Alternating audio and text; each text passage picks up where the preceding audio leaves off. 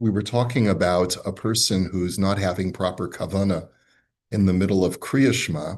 It's what these rabbis were talking about. And he finds himself at a certain point of We're talking about a person Shema. who's not having proper kavanah And in the middle of Kriya Shema.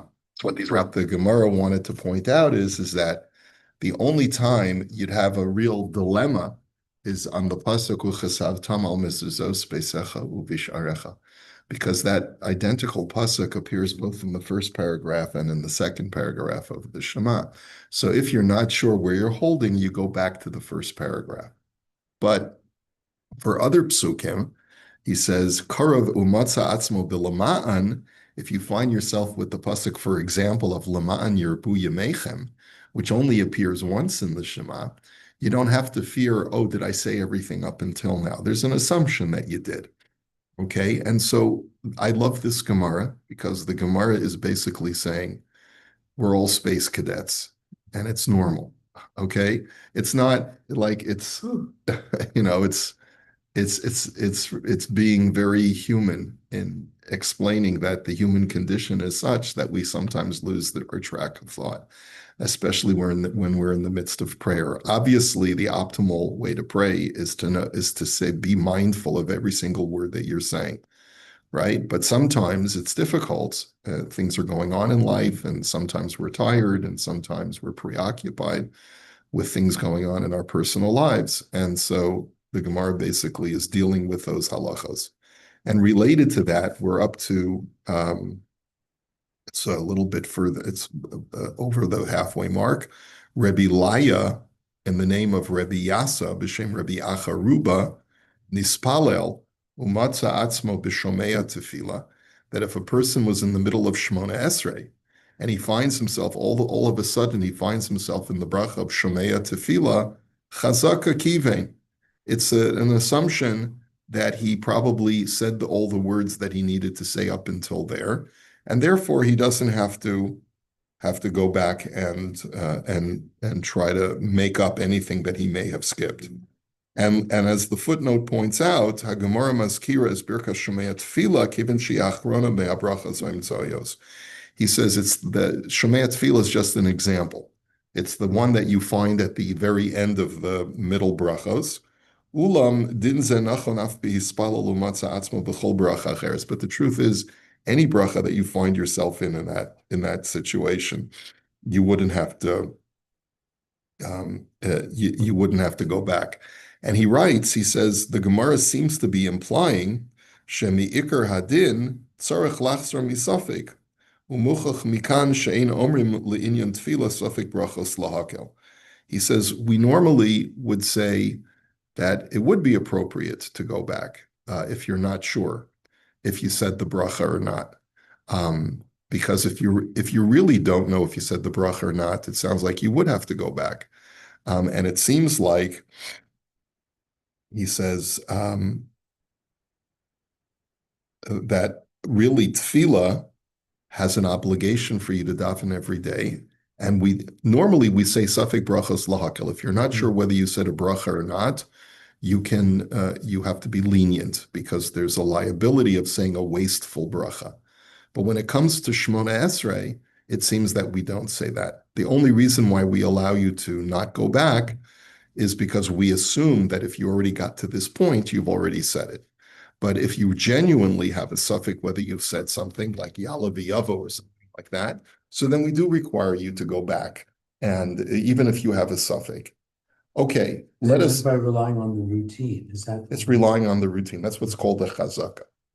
Okay, now let us continue. Rabbi Yirmiyah, we're going to see even more laxity as far as kavana. Rabbi Yirmiyah b'shem Rabbi Elazar nitzpalel. Attention to this. Nispalel velo kivein libo. If you had kavana, you were praying, but you didn't have kavana in what you were saying. Im yodeya shu chozer umachavin es libo yispalel ve'im lav al yispalel. If you have the capacity to actually do it right a second time, then you should start again. Mm-hmm. But if not, you should not start again. Mm-hmm. Now, this is codified in Shulchan Aruch, but it's codified in a slightly different way.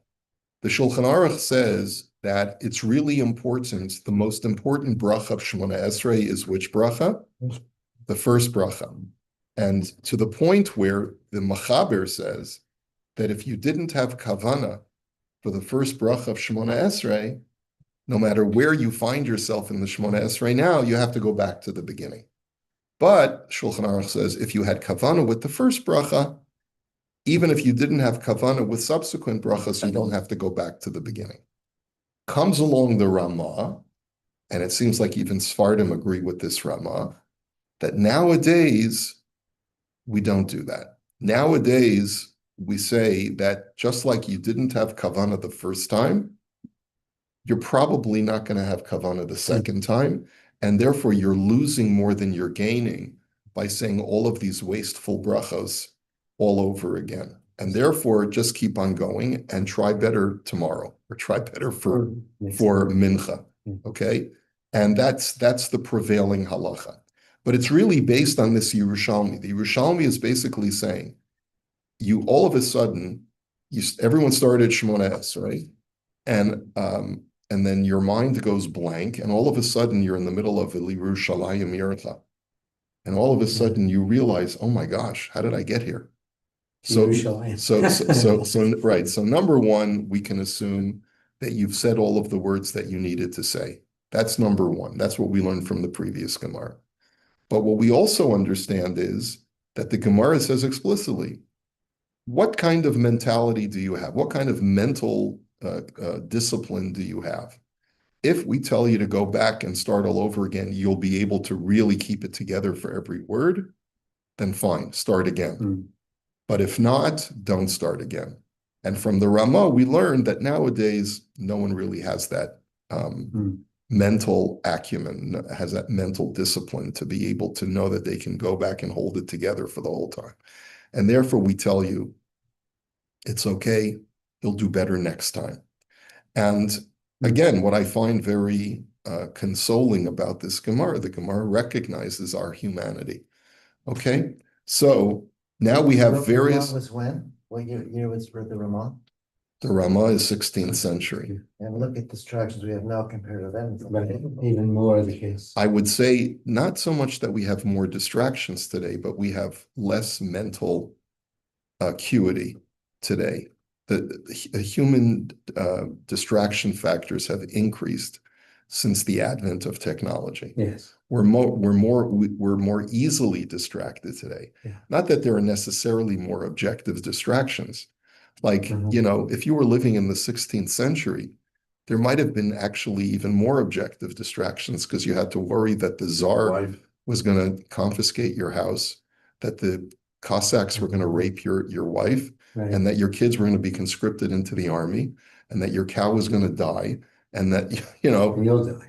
There's no and safety net. and that there were probably bugs running up and down your clothing, and you probably had itches all over your body Because the bathroom is due to hygiene. The The outhouse is a long distance away, so there were probably more objective distractions. But we are more distracted because our minds don't work the same way that they used to. Okay, does that make sense? Yeah. So it's not to say that we are smarter or dumber today. It's just Our what attention life deficit. is about today. Would you say there's, No. time of the Amoraim and time of the, were they so much more smarter than we were? Brain capacity, like I can't imagine. It was, well, I wouldn't say that there was necessarily more IQ, but it was that there was a greater sense of seriousness, attention given to the material at hand, is what we're suggesting. People were more serious back It was then. far less leisure time than it really wasn't. Yeah, and there was so much more at stake. Every day you didn't know whether you were going to live or die, so you took life more seriously. Okay, let us go on. Amar Rebbe Chia Ruba, Ana min yoimai lo kavonis. So Rebbe Chia, the great Rebbe Chia, the student of Rebbe Yehuda Hanassi, okay, he says in my entire life, I've never had kavana. Oh, my gosh. Rabbi Chia says, in my entire life, I've never had What kavana. hope do we have? Yeah. So the way the Meforshim understand it, he never had full kavana from the first for every single word of Shemona Esrei. Like, in other words, he's being very honest. It's extremely difficult to stay focused 100% of the time. He says, and I've never been able to do it 100% of the time. Elachad zman boi mechavna v'hirharhis b'libai va'amaris. He says, there was one time I really said, okay, today I'm going to do it. Today, that's it. Nothing is going to get in my head except the tefillah. So I started to think and focus, and all of a sudden what came into my head, man olil kume malka kadamai. And all of a sudden I started to get this thought, when two officers of the king enter, which one enters first? Al-Kafta or Reish Galusa? Is it the Al-Kafta or the Reish Galusa? So all of a sudden I had this distracting thought. Now, you have to understand, like with all Agadata, that there's a deeper message that is being communicated here. And Al-Kafta, some of the Meforshim explain, is a higher ranking official, but he's Gentile. The Reish Galusa is a lower ranking official, like he's more municipal than provincial, but he's Jewish. The Reish Galusa represents the Jewish community. So I was thinking in my head, okay, who goes in first? Does Carney go in first, or does Melissa Lantzman go in first, or whatever, however you want to, or does Doug Ford go in first, or does Laura Smith go in first? Okay, which one goes in first? Now, what is he trying to figure out? Whose prayers enter in before HaKadosh Baruch Hu? Right? Is it the holier non-Jew or the less holy Jew? That's really what he's starting to think to himself. Because he's thinking about prayer. He's thinking about how his words are going to have an impact on HaKadosh Baruch Hu.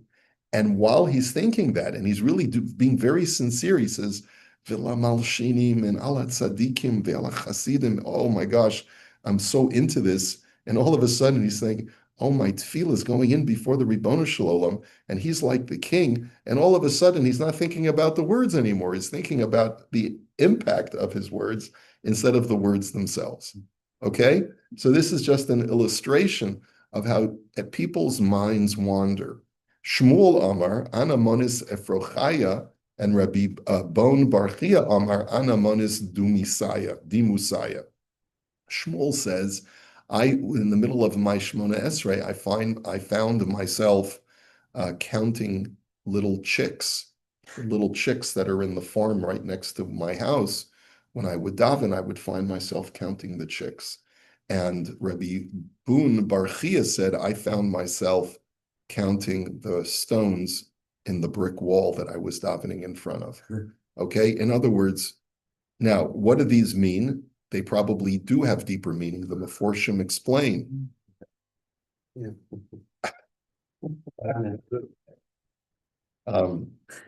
Not those kind of chicks. Okay.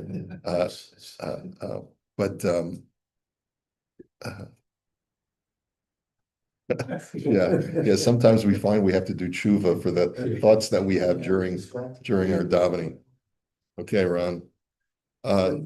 Grew up in the 60s.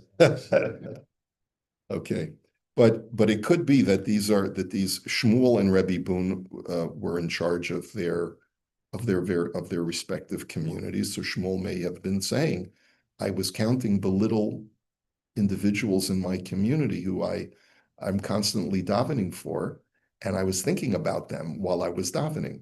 And Rebbe Boon says, I'm thinking about all of the entire structure of the Jewish community and asking Hashem to watch over them. And all of a sudden, I find myself counting and thinking about the individual people. And so that also is a distraction. Even though they're holy thoughts.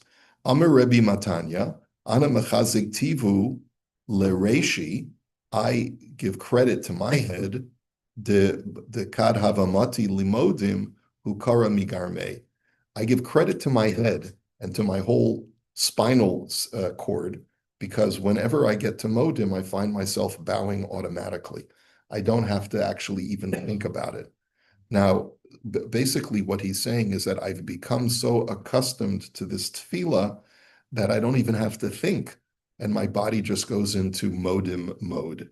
Okay, and so that's both praise and it's criticism at the same time. On the one hand, you don't have to think about it because you're so used to davening, but on the other hand, it becomes by rote, and so it may be somewhat negative also. But that is the downside of our regularity. Yes, of course. Listen, at the end of the day, this Gemara is being very, very pragmatic about the human condition. And it's basically expressing that people, and I don't remember this language being present in the Bavli as far as discussing so frankly the fact that very few people are able to have proper kavanah. So you have in the halacha, you have the ideal state, and then you have in this Gemara, you have the pragmatic state. The real thing. The ideal state is you should have kavanah for every single word. Practically speaking, however, even some of the greatest Amoraim had difficulty with this.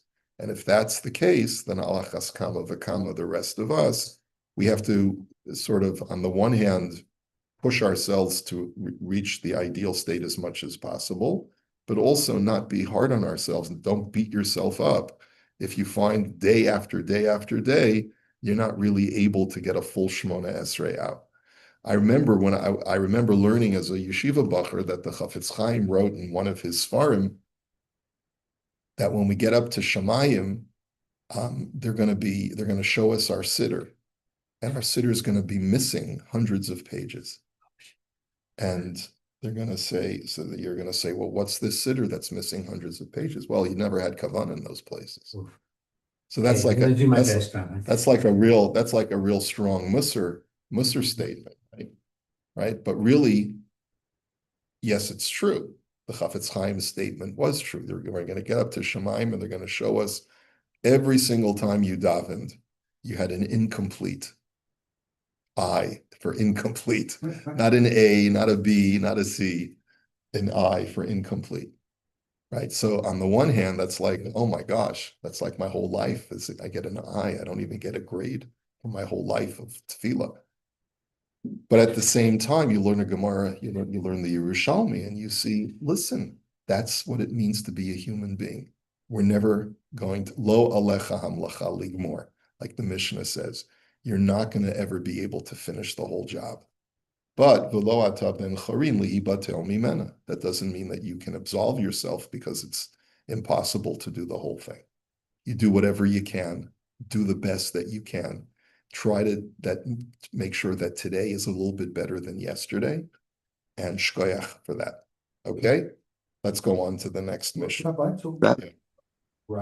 I mean, some shuls do that, but to really slow it down in Bazooka Zimra, because people are just racing through the words, and most shuls, and there's no way the connection can be mentally to think. There is no way. There is no way. Some, let's say in yeshiva, they take their time. Some more serious, let's say more right-wing places like me, I would imagine at the Kollel, they probably go slower than we do. There's a balance that has to be arrived at between those who are coming faithfully every day to tefillah, but are also thinking about what their work day, and they got to get out of here. And there's a balance that has to be arrived at. What I always tell people when they ask me, why are we going so fast, is I say, come 5 minutes early and you'll discover you have all the time in the world. All it takes is an extra 5 minutes. Give yourself an extra 5 minutes and you'll discover you have plenty of time. Until you get to Tachanun. But once you get to Tachanun, then you can take an extra 5 minutes and add it to the back end. You don't have to finish when everyone finishes. The main thing about davening is... On Mondays and Thursdays, I'm talking about the Tachana. The Monday and Thursday Tachana. Okay. So that, we have a tradition that less is more when it comes to Tachana, right? You're better off saying fewer words with more kavana than saying the whole thing, okay? right? It's not about how much of the Tachanan did I say, how much of the Tachanan did I really have kavana for, and recognize that this is about asking Hashem, protect us because we're in a pretty bad state. Can you say that for the rest of that meeting too? Not for Shmona Esrei, not for Shema. Sukkah de Zimra, Alukas. Yeah. But bottom line is, give yourself more time. Let yourself. You don't have to finish when everyone else finishes. Okay. Rabbi, Yes, Yishmael. there's a story about the Baal Shem Tov where a couple of students went to him and asked him permission to go to another town, village, whatever it was, close by, because there was a rabbi coming and he was giving out skulot. So the Baal Shem Tov told the students that if they'll give you a skula, so they'll have kavana, total kavana for davening, you'll know he's a faker. You'll know he's a fake, yeah, because it's impossible to have. So you can't have there's no such thing as kavana for the whole davening. Okay, very good. Okay, let's go on to the Mishnah. The Mishnah now is continuing the discussion of kavana during Kriya Shema. And the Mishnah is going to tell us, and this goes again to what Ron was talking about, is that people have to run to work. What about a person who's already at work and the time of davening arrives? Remember, people used to go to work in the pre-dawn hours because they were in the farming agricultural business, where the workday, just like in construction, the workday starts very early in the morning. So sometimes by the time you get to work, it's not even light enough to daven shacharis. So you have to daven shacharis at your work site, whether it's the farm or whether it's the construction site. So the Mishnah deals with this.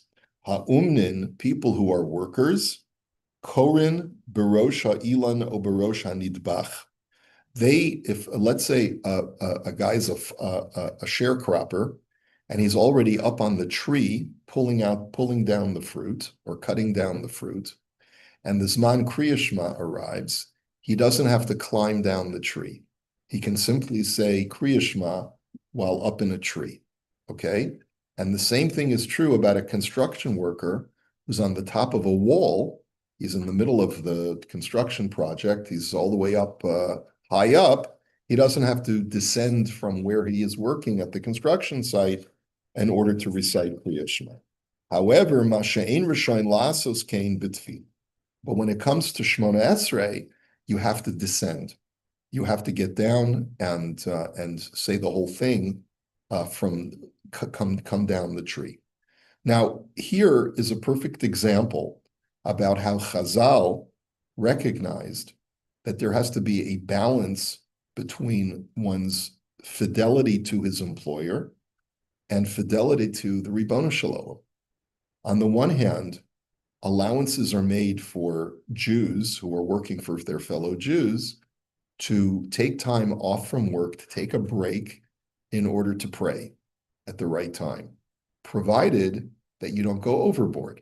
So for those prayers that don't need a huge amount of kavana for an extended period of time, stay up on the tree and don't take the extra time to come down the tree and go back up the tree.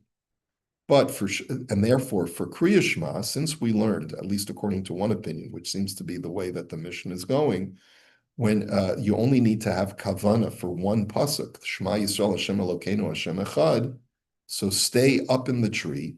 We assume for that one sentence, even though you're up on a tree or on a high place in a construction site, you can have kavana and say Shema. Don't be walking around, of course. You're just going to stay where you are, say that one pasuk, and you'll have kavana, even though you're up on a tree. But for Shmona Esrei, you have to have extended kavana. And it's not practical to expect you to have kavana for Shmona Esrei while you're up in a tree. So for that, we tell you that you have to come down. And there, your employer has to give you a break, and he has to give you the time to daven. So this is both a Choshen Mishpat halacha, and it's an Orach Chaim halacha. Because the Choshen Mishpat aspect of it is, what are the employee's rights as far as his ability to take time off for tefillah?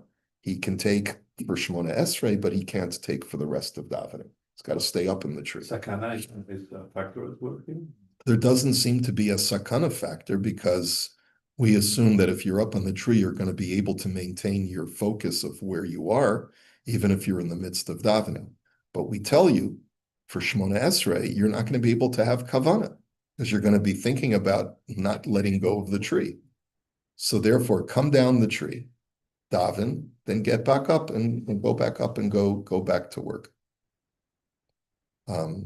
It would be interesting to consider what are the halachic ramifications. What if I'm working on one of those tall cranes in Yerushalayim, and I'm in the cab, right?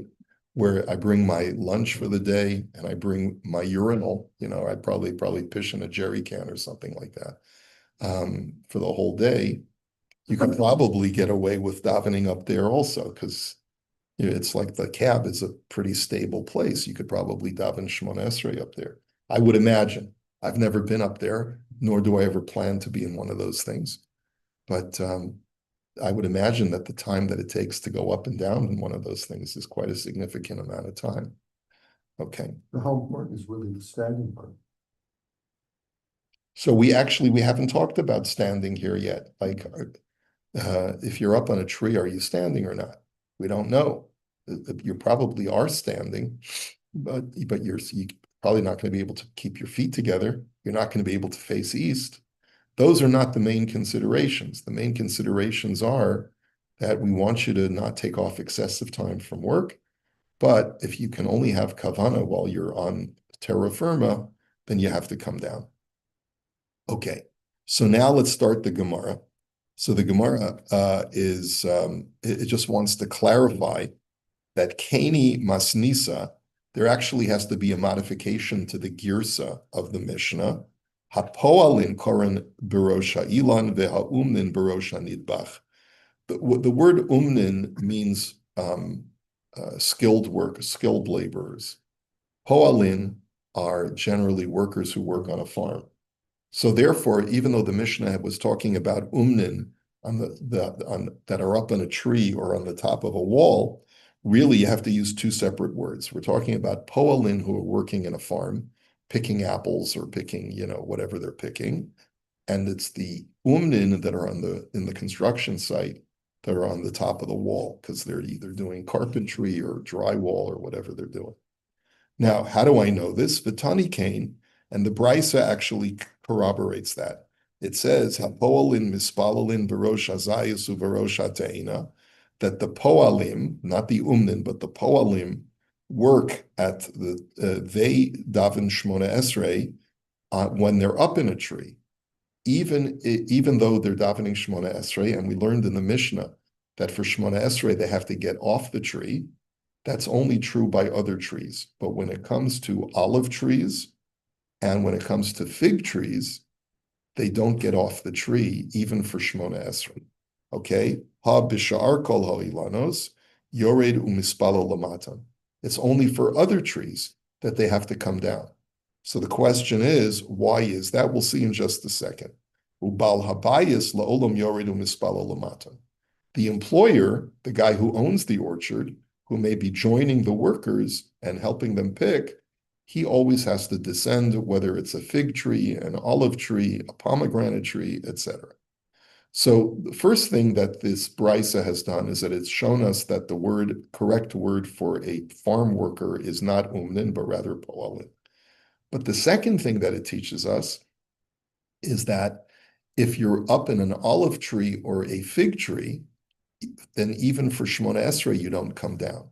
Why is it? So as the Meforshim, as the Gemara itself says, Vilama, why is that? Berosha Zayisu Berosha Te'ena, Rabbi Abba Rabbi Simon to Ravayan Omrin, Mipnei Shetirchusan Meruba. The reason is because it's a lot of work. It takes a long time and a lot of labor to come down from an olive tree and a fig tree. So therefore we say that even though you can't have proper kavana, we have to show proper fidelity to the employer. And we tell you, better you should daven Shmona Esrei up on the tree. The Balabayas himself doesn't have that dispensation because he's not working for anyone. He's working for himself. So if you want to daven, you have to come down the tree, even for the olive tree and the fig tree. But if you're a worker and you're beholden to your employer, we don't take advantage of the fact that you're a frum Jew to, you know, give you all the time in the world to get all the way down the tree and all the way back up the tree. But we tell you to daven Shemona Esrei while you're up on the tree. We'll hold it here for today, and so Shav will continue. More a little short learning. Tomorrow is Rosh Chodesh. Oh, that's right. Okay.